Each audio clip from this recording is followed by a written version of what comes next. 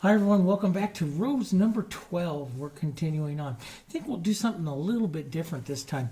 But I also wanted to show you here, when I mix up base colors, like this is a set of boards. I have, half a dozen of these in this color. This one has more yellow in it than this. They're all basically the yellows, a little bit of black and some white, keeping it right up around the value 7 or 8. But you can vary those, and those will make your flowers and stuff, that undertone, make your flowers and stuff look completely different, okay? So it doesn't have to be different. I mean, the same. Sometimes I use a little more gray, sometimes more yellow, sometimes I put a little bit more blue into it. I like some different looks to it. All right, let's kick it up and let's use our big brush here. Same colors, same everything I'm doing. Hansa, yellow oxide, naphtha red light, burnt sienna, pine green, phthalo blue, red violet, quinacridone are real cool colors. Black, you can say I haven't hardly touched it, and some white. I use a lot of white. Let's streak some nice violet or blue into this one. This will be great, and let's make it just a bit brighter, maybe just a touch of that quinacridone in there. I do like that. And let's just streak some of that through. Let's get a little more powerful and a little more casual with our roses right now. Really get you casual here. Paint a quick exercise. This is the kind of stuff I do when I really want to get casual quite quickly. I'll push real fast casual roses, more of a thinking along the line of a stroke rose or something like that.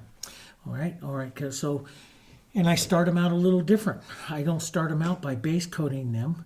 I start them out. We're going to use the same type of shapes and stuff here, but I start them out, and I'm going to put just a bit of extender into this. We'll use some different. We'll even put a little blue into this too. Started out with some of the darks, and let's push maybe one up like this. So basically what I do is kind of do the outline of the rose here, the center, and what that outside edge is there like that, see? Let's push one right down here. We'll eventually do the whole rose, but see, I do it through the shadows. And, like I said before, I try all different kinds of things, when I paint roses. Let's just paint a little grouping of them here like this, because this is kind of fun here. And we're here to practice, right? You got to practice. Here, okay, nice little grouping of them. You put some of those other colors back through there. Maybe there's some other stuff going on there like that. Okay, now let's get into a warmer red that we'll use into the body of the rose. We'll put some of that quinacridone into that as well. Model that all together here. Let's just drop some of that in there.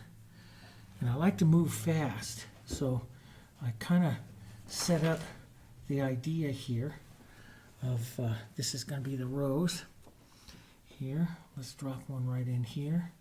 That one, push that around. See, I'm not doing any kind of petals or anything like that yet. Here, let's drop some in here like that. And put just a bit. I like the extender because it makes the paint slide, but see, I'm not blending. And let's just put a soft one here. So basically what you can do is take some of this color like this, you can push it out, and you can push this into the shape of your rose that you want to have. And that gives you this more of a blurry kind of look and teaches you to paint it really fast, which is what I want to do here, okay? And let's drop in some greens. We'll do some, and get way back your hand, way back onto your brush like this, okay? And we'll drop in some stems here, like this. Push that in. They're kind of fun in that they, you're just starting out with this mess, and it really, but that's what you want to do. You want to get it a little messy here, and then we'll start to define it. And this is a technique that a lot of alla prima painters use to develop their painting. You don't always start it out, perfect. Now, I could come out here and make a few, a little bit more. Let's tone this with a little blue, little rose color here. A little bit more precise leaf shapes here to and pull some of that color off. And wipe your hand, pull some of that color back off there like that. Let's go back into some darker color and reset the deep shadow of the rose. When you're doing exercises like this, now see those, that's kind of bad. I got both of them kind of pointing the same way here. So and this is one of the things that you see. I don't like to point two roses exactly the same way. So I'm going to take this one off just a bit, push it off to the other side there just a bit. And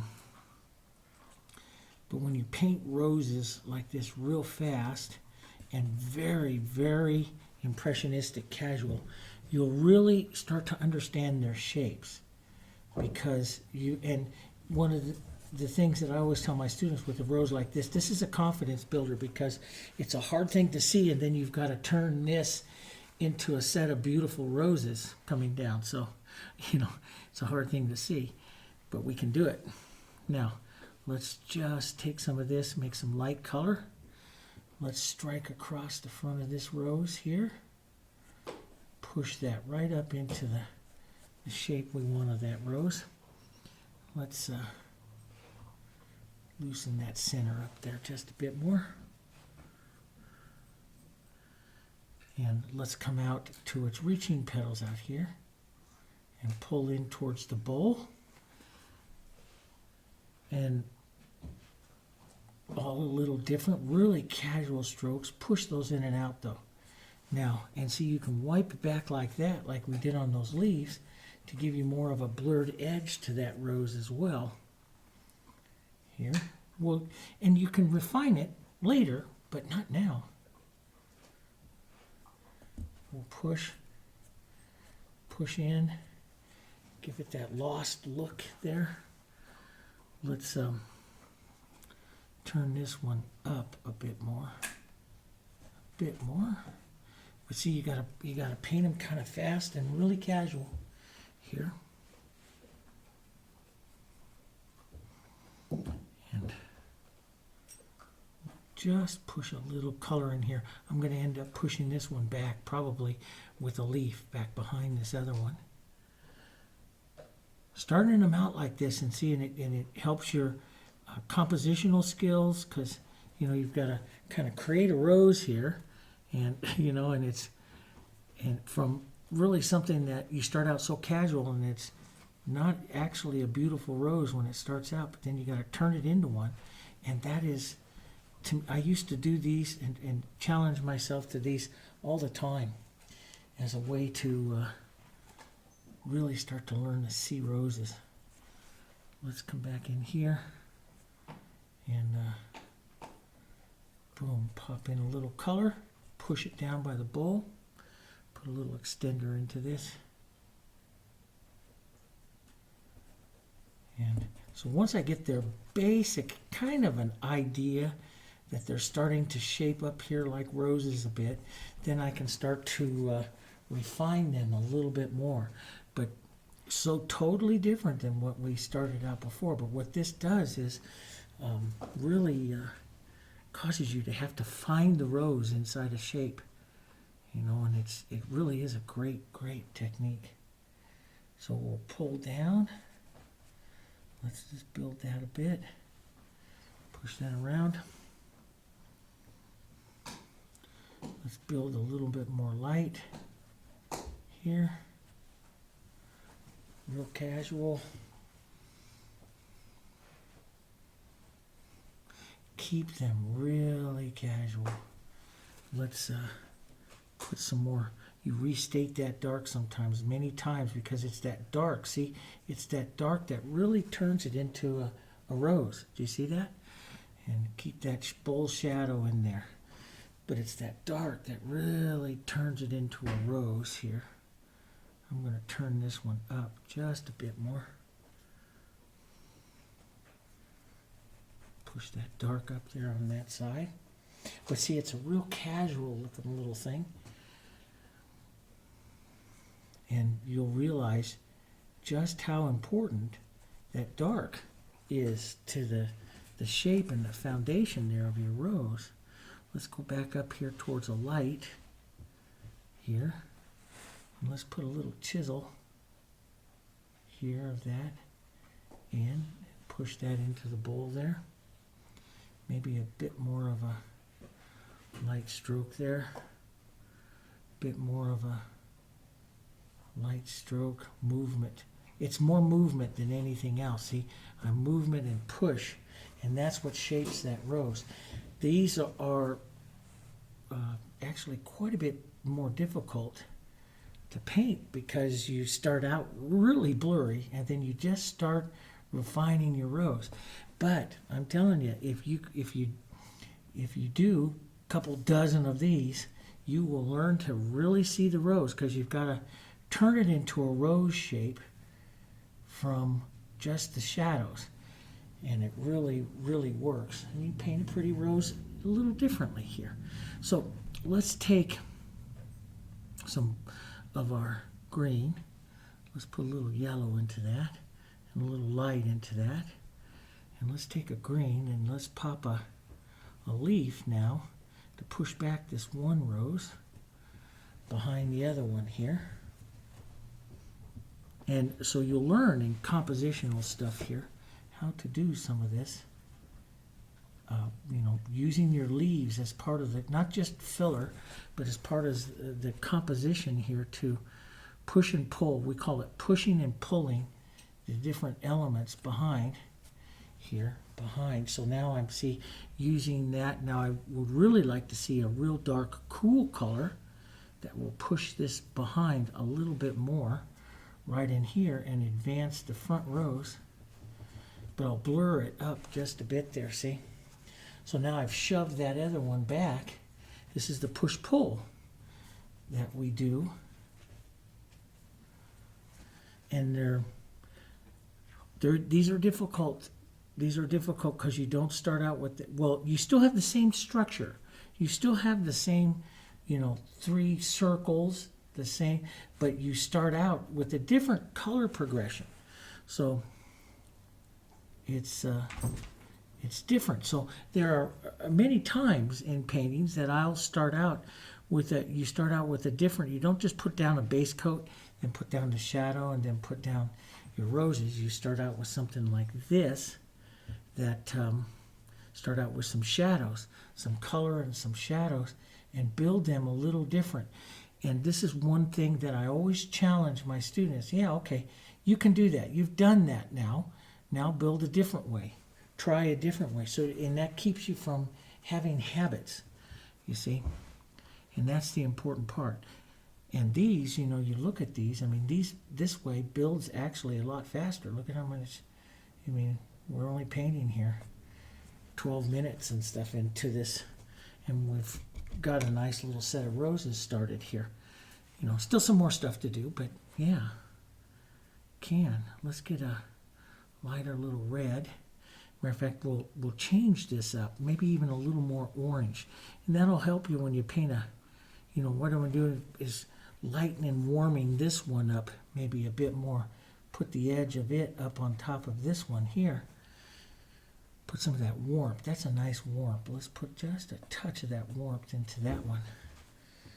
And a touch more white into that as well. Here. Just touch that around. See, that's pretty contrast, see? Yeah, just pick up a bit of that edge. There, like that. That's a pretty little contrast. And it's a different type of composition. Because after a while, when you're painting roses, you will start a habit. And, one of the things with these challenges is to break your habits and everything. So I don't want to do 30 of them exactly the same way and develop a habit with you of doing roses. So I'm going to, every once in a while, I'm going to change it up and cause you to have to think a different way so through the rose, but it's actually the same type of thing, the same 3 circles, the same shadows, the same lights and everything, but applied slightly different, and that causes you to think slightly different here. This is a pretty color here. Let's just drop some of that on there, onto that rose. That's kind of pretty, building this one, bringing this one up here. We'll take some light, build the light up on this one a bit more. If you lose your bowl shadow, see I'm losing the bowl shadow there, restate it, right? Restate it. But after you begin, you know, we're on our, 12th rose here. We should start to be able to see roses now. And so we change it up just a bit, but it's still the same thing. Here's your center, here's your bowl, see everything. But I'm using a different progression in building it, that's all. And that will cause you to look at the structure of a rose. And this is very important. It'll cause you to look at the structure of the rose rather than a technique habit of painting a rose. Does that make sense? And this is where I like to get, I try to get my advanced students and stuff to do is pick out, learn how to paint the structure of a rose, not a specific technique for a rose. A little bit different way of thinking about it. Let's take a little bit of that cool. Just restate that through there. See, that's kind of a pretty.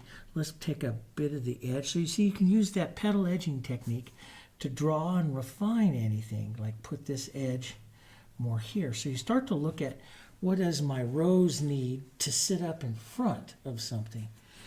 You know, is that enough on that one? Is that enough back there on that one? Do you want to take a lighter, cooler here, just a bit of it around, just to add a bit more movement to that rose there? How much of that dark center do you leave? But you're looking at the structure of the rose, painting it a completely, totally different way. Now, if you're painting this and you get lost and you don't like it and stuff, step back and paint some of the other lessons. But at some point in time, I want you to do one like this. And we're going to break it up every once in a while. I'm going to break it up throughout the whole challenge. And I'm going to paint a rose a different way so that you don't develop a habit of one way of painting roses. We'll put a few little pettit marks out there on that one. That's kind of pretty. Isn't that kind of a different way to look? I kind of just want to leave that one. You know, it's enough. But see, when I paint roses like this, just a little bit of color in there. That's kind of pretty here. But when I paint roses like this, I paint them a lot faster. And you look at this rose here, you know, I'm just about 18 minutes into it. And we've got a lot done on it, you know, on these roses. I'm going to put a little more cool color right in there. Push that in, right in there. And around like that. That's kind of nice. But they have the same kind of structure, just a little bit more casual to them. I like that. We could have a bit more into our leaves. I'm going to put a little yellow oxide into that leaf, which won't make it quite as bright, but it'll give it a nice warmth here. Yeah, that's pretty. Give it a nice warmth up here into the front, coming up this way. And we'll let that, so we'll add a little bit more light and warmth to some of the leaves right up here. That'll go better with the roses that are right there. Put a little extender with that, just because I love the way that extender makes the paint slippery. Because I don't blend. I like to make a slippery color like this and just push it, because I like the look of that. That's where I get that casual look. And you know, the thing is here, so many people write to me and say, can you do this with oils? You know, can you do this with oils? I'm an ex-oil artist. You know, I painted with oils for 10 years. I switched over to these two for a couple of reasons. One was because of my health, because I had a severe thing that happened with the oils with me. But the other thing is that I like the drying. I like the paint on top of the drying. Yeah, you can certainly try some of this stuff with the oils. Where you get that sheer look that I like to get, where I get that translucency, that transparency and stuff to the petals. No. You'll have to use a different type of oil technique for that, because you can't shear off the oils because they're wet. They're completely wet all the time. And you put the next color on and build up on there. So, and some people don't like it when I say that because they're just die-hard oil artists and everything, and that's okay. Everyone's entitled to whatever you want to do. I've been in this industry for 40 years, painting and teaching, and everyone has their own way of doing it, and a lot of people swear that theirs is the best. I'm just showing you a way that works for me. And what you do with it is up to you. I'm just adding a little bit more movement.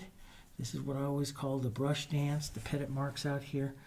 I like to, I don't like the composition to be exactly, even all the way around. So I like to take it, off shape a bit. Sometimes just drag it down one whole side here, like this. Pull it down, drag it down one whole side.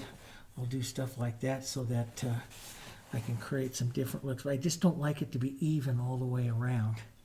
And I'll put some other color out here, like maybe there's another rose back there. That's kind of nice. Nice toned here. Back through here. Makes it look like you know what you're doing there. Okay. And but everybody's different. Everybody likes a different way. Everyone likes a different medium. This is the way I like to do it. And so when people ask me, can I do it with oils? Well, you can give it a try, but you can't do everything that I do because of the drying. I like it to dry in between. That's, to me, is a very important part of the technique. But I'm sure there'll be people that will disagree, because they always do. But anyway, so there's just fun, quick, 22 minutes. And this is the whole thing. 22 minutes in painting this thing. I have a nice little timer on the monitor right there that tells me 22 minutes into painting this. And it's a very casual way to do it. It is completely, totally different. And I know I probably exploded some of your minds out there. I'm sorry. But I'm going to explode them later on as well, okay? But I don't want you, we've done the 11 roses here now so far, following basically the same technique of putting down a base color, putting in the 3 circles, the inside circle, the bowl, and then building our petals. And that's great. But I don't want that to become a habit or the only way that you see to paint a rose. So with this one, we eliminate that base color. We come in and draw the rose with the darks. And then you start building them and putting them together. So, it's one thing one thing that I do sometimes with my students, and I love to go around the classroom and explode heads. And what I'll do is just come in and put a bunch of marks onto the board and say, okay, turn it into a rose. It's a fantastic way. If you have a painting buddy that you're working with, give them your board and you give your board, and each time just put on some marks of color and then turn them into a rose. Because that causes you to have to learn to see the rose, okay? The rose is not a technique for painting it, okay? I use, like I said earlier, I use 20 to 30 different techniques in painting roses all the time because I paint so many different looks, okay? Techniques are very important. That gives you the different looks. Yes, I know. Miss my lab here. She wants to go for a walk. But that gives you all the different looks, okay?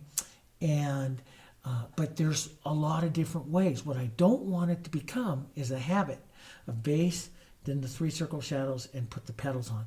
So as soon as you start to see it, I want to paint it a little different way, because that forces you to see the structure of the rose and not the habit of the painting of the rose, okay? It's a little different. And so give that a try and try this. Try this with a yellow one. Try this with a white one. and have some fun with it. It makes roses, a little different. And here they're a little smaller. I kept them a little smaller this time too. So, but it makes some pretty roses. But it forces you to see the rose and not the technique, okay? Because there's a lot of techniques. All right. Okay, so that was number 12. I'll see you on number 13.